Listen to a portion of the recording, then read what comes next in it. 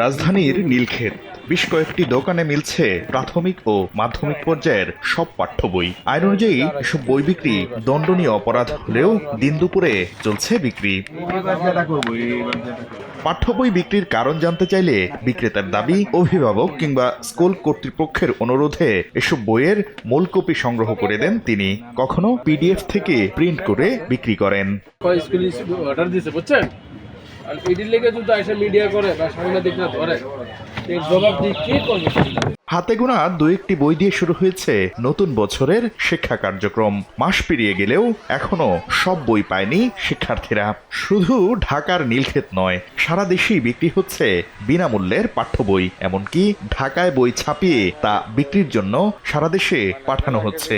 ইতোমধ্যে অভিযান চালিয়ে দেশের বিভিন্ন স্থান থেকে বিপুল পরিমাণ বই জব্দও করেছে আইনশৃঙ্খলা বাহিনী।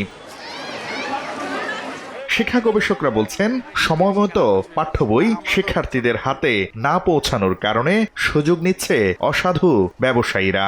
এছাড়া দ্রুতই শিক্ষার্থীদের হাতে সব বই পৌঁছাতে মনিটরিং ব্যবস্থা জোরদার করা সহ বেশ কিছু উদ্যোগ নেয়ার কথা জানিয়েছেন এনসিটিবির চেয়ারম্যান। শাকির আহমেদ, সময় সংবাদ, ঢাকা।